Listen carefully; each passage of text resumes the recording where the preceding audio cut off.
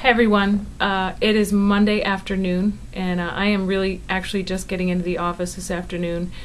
We still don't have electricity at our house, but the least of the problems. Most people are having a rough go of it after this flood, and so I've connected with most of you, bumped into you on the weekend. If I haven't connected with you, I apologize. I will try to make some more phone calls today and tonight. To just check on you and your group members and see how everybody is doing. Our concern right now, even if you're watching this, I don't know if this is probably the least of the things on your mind right now, but other folks are in need, and I think one of the things that we can do as small groups is to reach out and help folks in need.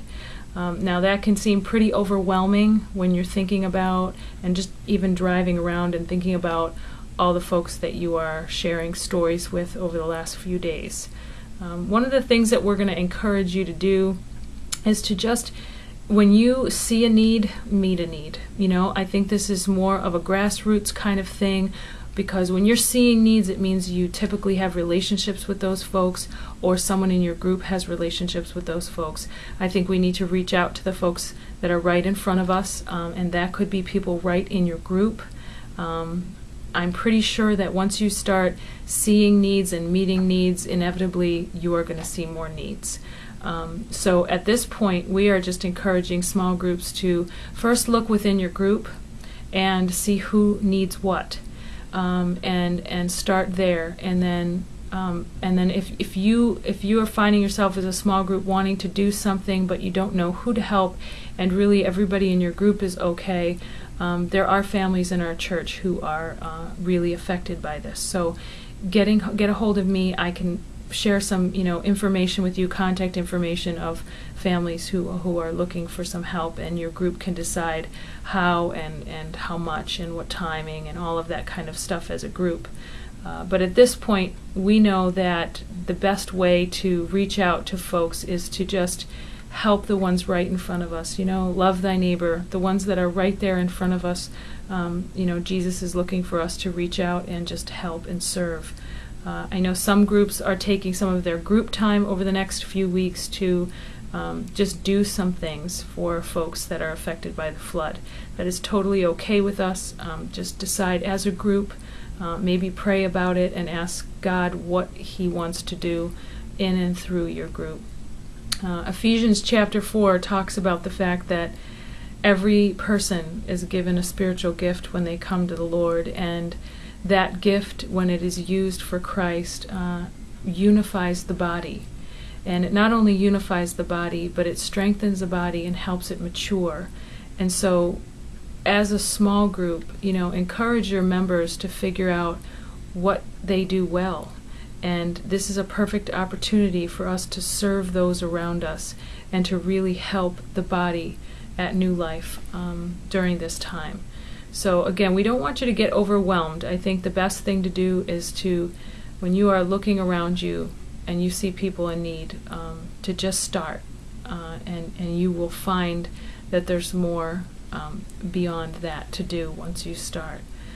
So I was going to be coming to you guys via video once a month from my office to just this school year to try to make some better personal connections. And a lot of times I don't get to see you all except for a few minutes on the weekend, and I love that, but there's a lot of times where I feel a little bit of a disconnect. So hopefully this will help both me and you. And there's a couple things I wanted to share with you. Again, I know this is probably the last thing on your mind, but I'm going to throw them out there. They're just two things, and we'll talk about them again and again as time moves on. The first one is that I'm going to be starting to do monthly meetings on a Sunday morning. They're going to be called fuel meetings, where we just get a chance as leaders and myself to just connect about vision, about strategies, for you to connect with other leaders and get questions answered, things that you're struggling with. I need to get just a better pulse on how you're doing as a leader and how we can help you. So those meetings are going to be once a month during church hours on a Sunday. So 8:30 to about 11:30, I'll be having a couple of different meetings. And the way we're going to work it is you don't, as a small group leader, you won't have to come to every meeting once a month. I'll invite you to at least one of these Fuel meetings once a quarter. So you'll be, there'll be other leaders in the meeting with you, but it won't be all of you all at once. I'll kind of schedule you in, so at least once a quarter.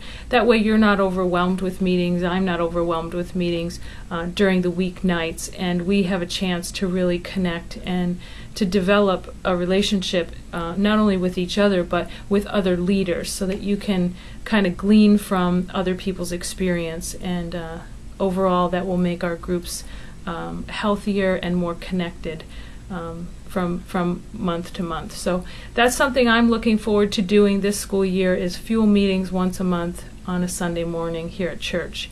And I will be inviting you to those personally via email. The second thing I wanted to talk to you about was Refuel Retreat. Last year we did Refuel Retreat at the Branch Resort, and it was awesome. I got a lot of great feedback, and so we wanted to do that again, to give you guys a time to just connect with God, to worship together, spend time together, a way for us as a church leadership to just build into you, pour into you, and to let you know we appreciate what you do every week to help make New Life a stronger body. So we were planning to do Refuel again this fall in October, but we were planning it at the Treadway. So that plan is probably going to change, and I will just keep you up to date about what the new Refuel plan will be. So just be on the lookout for that. And again, if I haven't connected with you, please just send me an email, let me know how you're doing. And we thank you guys for doing what you do every week, especially during times like this. There's no way that we could help serve all of the people in need without folks like you who are just regularly sharing Christ's love week to week to week in your homes. So thank you from the bottom of my heart, and I know the leadership here thanks you, and we pray for you all the time, and we appreciate everything that you're doing. So God bless, and I'll catch you from the office next month.